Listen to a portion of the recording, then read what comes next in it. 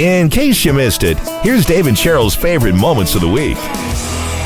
Take hot showers? Not too hot, although definitely warmer in the winter. Yeah, you'd almost feel like you want to warm up and then you don't want to get out. No, but I don't turn it all the way up, and I know I definitely take cooler showers than some friends. I've had friends come over and you come in, and even with the fan on, it's swampy in there. Even with the fan going, window open, still you can't see the mirrors. Well, a study just looked at electricity and water usage worldwide and determined the annual cost of a hot shower in 89 different countries. So overall, the average cost of a warm shower is $260 a year. But people in Denmark pay the most at $804. Wow. We're below that. Canada, we're about $216 annually.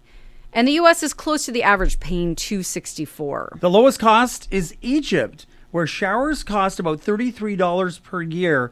But dollar amounts are not the only factor to consider. For those who live in Rwanda, a year of hot showers costs almost half the average income. Wow. So you have to factor that in, too. Now, recently, doctors gone viral, giving some reasons as to why you shouldn't take super hot showers. If you're taking excessively too hot showers, this is for you. There are some natural oils on your skin that are keeping your skin moist. Hot water can wash them off completely, so dryness can happen. Too hot water can dilate your blood vessels under your skin, so it causes redness and irritation. Also, too hot water can cause hair damage. Not to mention, if you're taking hot showers for too long, it can drop your blood pressure and cause you to faint. And finally, too hot shower can compromise your immune system. Well, what about cold showers, though? There are some that do that. Do you remember when this whole thing, there was a big controversy over, there were some people in Hollywood not giving their kids baths very often or something, or not showering. And then they were talking about themselves. Do you remember that? Was it Ryan Reynolds was one of them, or somebody? No, who's it? From that 70s show. Oh, yes. Yeah, Mila Kunis. Yeah. And Ashton Kutcher. That's where it started. And then I watched a post from Dwayne Johnson, The Rock, talking about in the morning he takes a warm shower because then he works out. He says he takes about 3 a day. In the morning he takes a cool shower and then warmer and then a bit warmer before bed, and then he can relax before bed. But in the morning he takes a cold almost shower to get himself invigorated. Well, I know a lot of people do those cold plunges, right? Where you have, or like an ice bath.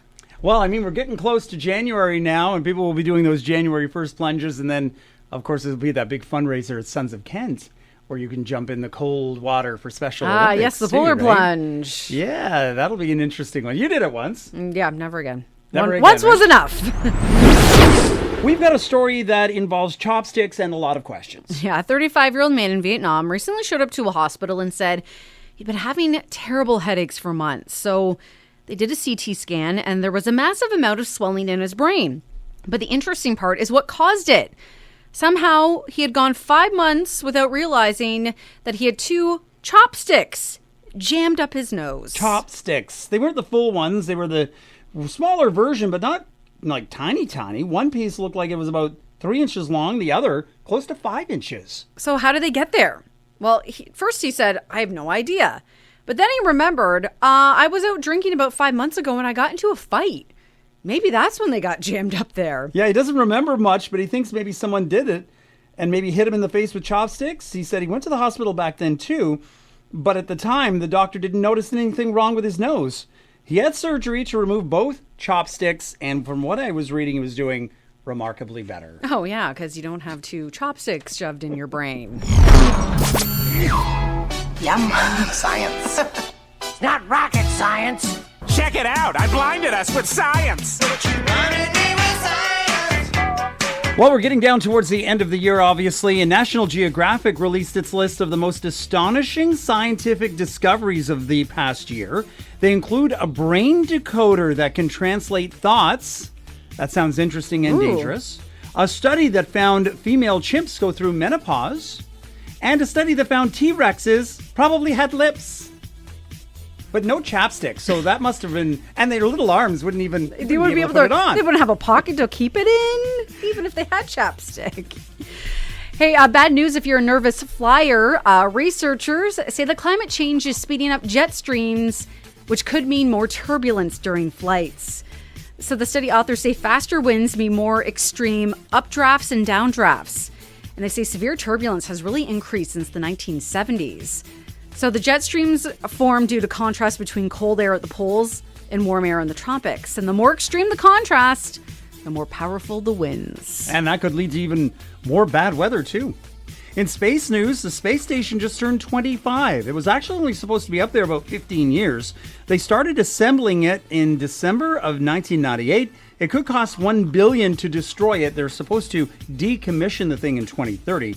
And the Space Force is set to launch a secretive space plane. Ooh. And Australia's first moon rover will be named Rover after kangaroos. And that is just Kangaroo fantastic. Roovers? That's awesome. I love it. Hey, in some health news, there is a study that found if you have high blood pressure, there's a good chance your spouse also will have high blood pressure. Well, if you're following the same diet, most likely. And maybe not exercising. Mm-hmm. A new blood test can now predict which one of your organs is most likely to fail first. That's frightening. You just made a face like, ooh. And researchers have figured out how to turn human cells into tiny robots, which they say could really treat the way we transform the way we treat diseases. Almost sounds like something out of Star Trek or Star Wars, right? Little nanobots that can be injected. Yeah, until they go rogue in your bloodstream. Right, and then you turn into the Terminator. That's how these things happen. In aging news, a study found too much exercise might make you age faster. I wonder if part of that is, too, if you're outside a lot exercising, not using sunscreen. Well, I know there's been a big push recently for more weights and strength training versus just cardio. You got to be a bit of a mix of both. And dinosaurs might be why we only live to about 100. So here's the theory. Once they started hunting mammals, the mammals' bodies had to reprioritize. Instead of living as long as possible, they had to reproduce faster. And slowly our longevity genes got turned off. Otherwise, they theorize we could have lived to 200 years or more. No, so it's all dinosaurs' fault. Well, with the cost of groceries these days, would you want to live to the age of 200? Exactly. Then you got to work till like you're 165. Right? I don't think so. And then finally, in animal news, dolphins might have a sixth sense that will let them to perceive electrical signals in fish. And parents can relate to this one. A study has found penguins have to sleep in 4-second-long bursts while protecting their newborns. 4 seconds of sleep. I mean, if you're a parent of a newborn, you know you're not getting a whole lot of sleep, right? You're trying to tiptoe out of their room, and you have to take advantage of it. That's one of the things you learn as a new parent, right? Try and sleep when they're sleeping, because they're going to get up soon. Do you have a little gravy with your Christmas dinner? Oh, of course. Yeah, same. Did If you you're know? going to have turkey, you have to have gravy. You have to have gravy. Well, we were probably all pouring that gravy like a commoner. Now, at least according to one etiquette expert who says pouring gravy directly from the boat is not proper. You're probably adding gravy to your plate incorrectly. Did you know you don't pour gravy? Ignore the spout, ignore the handle. Instead, you ladle gravy with, shock, a ladle directly onto the meat that you are seasoning. Then you rest the ladle back in the spout. I don't know if it's proper etiquette to listen to Duran Duran when you're eating Christmas dinner. Well, apparently he's hungry like a wolf for gravy. Commenters were split on it. One person saying, then why doesn't the gravy boat come with the ladle? And someone else saying, I've put a ladle in my gravy boat every year for as long as I can remember. So I feel validated now. I've never done that. Not even one time. We have a little crystal thing that's got a spout on it. Yep. Gravy goes in there. Gravy gets poured on my turkey. And potatoes. I am a very happy person. And you now have one less dish to wash. Also that. We did the Christmas dinner at my sister's house, and we had the ladle in the gravy boat, a pour, but it kind of narrows up at the top. So you had to kind of tilt the ladle to get it out, so then you're not getting as much gravy. I had to ladle like 7 times to get enough in there because it was like a dribble every time. Finally, my nephew gave up, and I took the ladle out. We just poured it on top of his. And did the container have a little spout on it? Yeah. Right. So why do you need the little ladle then? I guess you know why? Because we're savages. That's I don't why.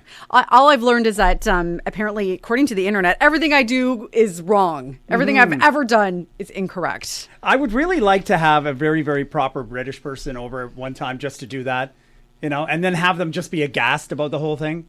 Do you have no common decency?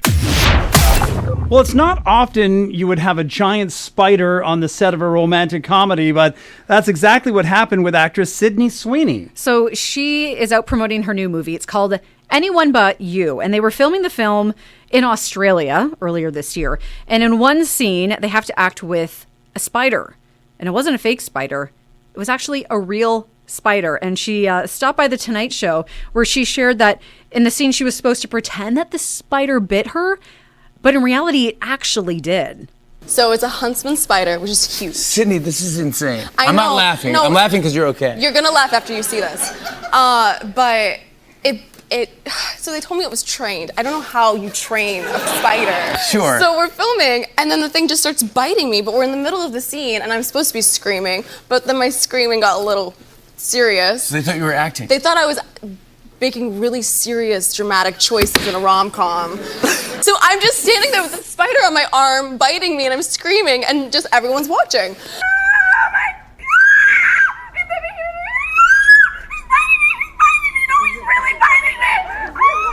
Oh my God. So it was her co-star that actually alerted the people on the set to, this isn't, whatever his training was, he's now not doing it. Yeah, Glenn Powell is her co-star, and he was the first one to realize, I think this is more than just acting.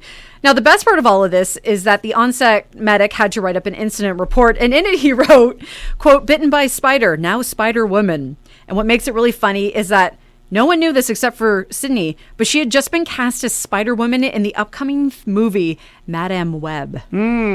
So she's already Spider-Woman. She's going to be More ways than Spider-Woman. So I guess maybe that spider was getting its revenge. Maybe it was up for the role too and was upset it didn't get the role. It's a huntsman spider, as you heard her say, and they're not venomous to humans, but that doesn't mean their bite doesn't hurt because they're as big as a dinner plate. Frightening. All right, we're going to put a little good in your morning with some good news stories. So to start off with, the man's being praised for treating his elderly neighbor with kindness and compassion when she stopped by his house to complain about a string of lights he had hanging. And she said it was kind of interrupting with her sleep patterns. Can you turn those lights off? Which ones? The ones that are keeping me awake at night? The rope lights. The rope lights, are they keeping you awake? Yeah, I don't mind it. Keep them on till, 10 o'clock. The cops came and they looked at the rope lights. They said they're not shining in your window. But I'll do you this. I will turn them off at 10 o'clock for you. Okay? Is that okay? Yes, ma'am. I'm sorry. No, you're fine. See what it is, Journey? I think you just need to come over when you're lonely and talk and have some food and some wine. How about that? Oh, man, what a cool thing. Yeah, so apparently she called police at one point about it to complain. And he was like, just, you know what? Just be kind. I'll turn them off for you, even though the police say they're not shining in her window. Mm-hmm. And I love that he's like, you know what? Anytime you want to talk, just come over. We'll hang out. Yeah. Have some food and wine, as he said. Love it. Could make a new friend. Mm-hmm. Hey, a judge in California got tired of sending young people to prison because, just there. As he says, they'll learn to become better criminals. So he created an alternative, transforming an old juvenile detention center into a vocational training facility. They offer culinary, all kinds of stuff, and it's only for adolescents. So check this out. It's not about just getting enough skills so they graduate and get a job. We wanted something that turned young people's lives around, and what we were doing wasn't working. When I was saying what we got to do is do something to reach them before we send them to prison, and I think the vision of job training and giving them opportunity to get a job and an opportunity, a safe place where they can turn their lives around. I love this idea, but of course it comes with some critics, right? Yeah, people were questioning, but he says it costs about $25,000 to put a kid through the program. But you compare that to prison where it costs about $110,000. And it's not brand new. It's something you've been doing for 20 years. And I love this because you go to like a regular jail. You're just going to learn how to be a criminal versus exposing them to, hey, look, there are other options for you. Mm-hmm. Explore them, try them all out. Maybe decide, it turns out that you love cooking. Now you can become a chef and work at a restaurant. How many lives can be changed just by that? All right, from that to this, a news station in Cincinnati did a big story about a girl named Raven who got sent to the principal's office in grade 6, and that changed her life. So up until that point, she had spent most of her childhood in foster care, but everything changed after that because her principal decided to adopt her. His name is Jason, and he and his wife had tried fertility treatments, but to no avail. They were just unable to have kids of their own, so they took Raven in and turned her life around. She said that she had thrown a cup of yogurt at lunch, and I asked, well, if you were out at a restaurant, would you do that there? And I was like, I've never really been to a restaurant. I don't really have a family. I'm in a group home. They say that a mother falls in love with her child at first sight, and I can remember Raven walking into that room that day, that scared little kid, and I just knew in my heart, this is what it's supposed to be. The same weekend, we went and painted the room my favorite color, teal. I just knew that everything happens for a reason. So they adopted her in 2017, but since then, she's gone on to be super successful. She's studying social work now at the University of Kentucky. Turned her life around, all because of a thrown yogurt. Throwing yogurt changed her life. All right, from that to this. A basketball player by the name of Anthony Leal. He's a junior guard on the Indiana Hoosiers men's basketball team. And for him, his family has always come first. So, a few years ago, the NCAA changed it so that players could, make money off of signing deals. They call it name, image, likeness deals. And Anthony was able, because he plays, he's a big basketball star there at Indiana. He was able to help out his big sister Lauren this Christmas when he surprised her by paying off all of her student loans. I don't even know how much that is. I do. It's zero now. It's zero now, right? Yeah, so a lot of people have said some disparaging things about the NIL deals because, you can make a lot of money depending on who you are. But in this case, the fact that he said without it, he wouldn't have been able to do something and pay it forward to someone who's always been an inspiration for him. She's his older sister, and she played basketball herself, and that's kind of what got him into basketball when he was younger. So she was able to graduate, now can move on to, a next level, debt-free, thanks to her brother. Merry New Year! Happy New Year. In this country, we say Happy New Year. There'll be lots of us saying Happy New Year this weekend, probably starting tonight with New Year's Eve parties, continuing right up to New Year's Eve itself. If you're going to be opening up champagne, eye experts say be careful. Yes, so a lot of ophthalmologists are calling for champagne and winemakers to provide twist-off options in order to reduce the number of eye injuries that come from uncorking bottles of champagne. A cork can travel from a bottle to your eye in less than 0.05 seconds, making so you can't even blink that fast to close your eye. And they say a cork hitting your eye at 50 miles per hour, which is what the speed is of a cork rushing out of a wine bottle can be, that's how fast it can be going. It can cause blindness, retinal detachment, and lens dislocation. As someone that went through 6 surgeries because of a detached retina, you don't want to go through that. That was not fun. Yeah, one guy who was on Love Island, he's actually now blind in one eye because of an incident with a champagne cork. I wonder if it was on the show, because they're always drinking all the time on those shows. Well, some eye tips for New Year's Eve. They say chill the bottle to reduce the pressure, avoid shaking the bottle in advance, and point the bottles away from yourself and others when you're opening it. I'll add this. This was a tip I got from watching Martha Stewart. She would put a tea towel over top of it, and then she kind of twisted it while pulling it out instead of just straight up popping it. So then a lot of times it kind of slowly goes out. And then if you do have the big pop, the tea towel kind of slows it down so it's not going to hit anybody in the face. And you don't want to be shaking it up. You didn't just win the Stanley Cup. No. Champagne's not cheap. That's what you said to me. You're like, oh, but you got to shake it. And I was like, did you win the Super Bowl, Dave?